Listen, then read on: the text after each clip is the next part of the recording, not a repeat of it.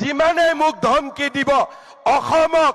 আপোনালোকে যিমানে ধমকি দিব চেষ্টা কৰিব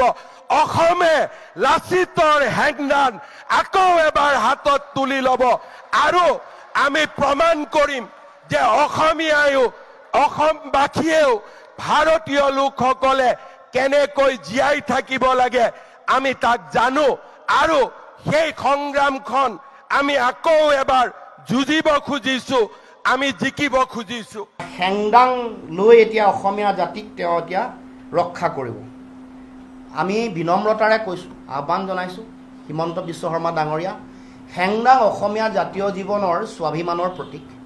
আহোমসকলৰ স্বাভিমানৰ প্ৰতীক লাচিতৰ শৌৰ্য বীৰ্যৰ স্বাভিমানৰ প্ৰতীক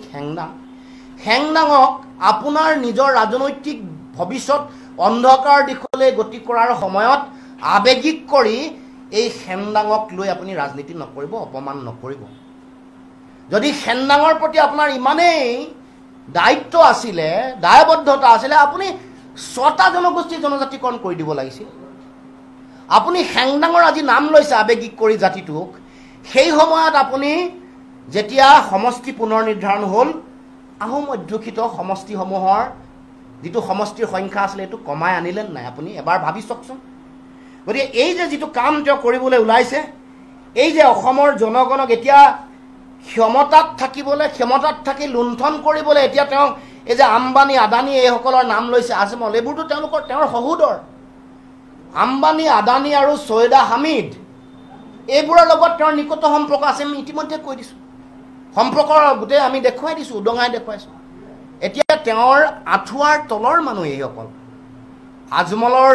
লগত তেওঁ এটা সময়ত গোপন সম্পৰ্ক এইটো মানুহে গম পালে এতিয়া সেইকাৰণে বাহিৰৰ পৰা আউটচোৰ্চিং কৰি মাদানীক লৈ আহিছে এতিয়া আউটচোৰ্চিং কৰি ছৈয়দা হামিদাক আনিব কৈছে এতিয়া এবাৰ হিমন্ত বিশ্ব শৰ্মাই অসমত থকা সাম্প্ৰদায়িক এজেণ্টক ব্যৱহাৰ কৰি ধৰ্মীয় মেৰুকৰণ কৰিব নোৱাৰি সেইকাৰণে আউটচোৰ্চিং কৰিছে এতিয়া সাম্প্ৰদায়িকতাকো আউটচোৰ্চিং কৰিবৰ কাৰণে মাদানী আৰু ছৈয়দা হামিদ ডাঙৰীয়ানীক লৈ আহিছে অসমৰ মাটিলে গতিকে আপুনি এই যে সংকটৰ সময়ত আপুনি হেংদাঙক ব্যৱহাৰ কৰিব খুজিছে এইটো আমি গৰিহণা দিছোঁ আৰু আপোনাক বিনম্ৰতাৰে আহ্বান জনাইছোঁ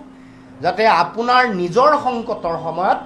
অসমীয়া জাতিটোক আপুনি সাঙুৰি নল'ব অসমীয়া জাতীয় জীৱনক সাঙুৰি নল'ব দুৰ্নীতিগ্ৰস্ত এগৰাকী ৰাজনীতিবিদৰ গাদী ৰক্ষাৰ কাৰণে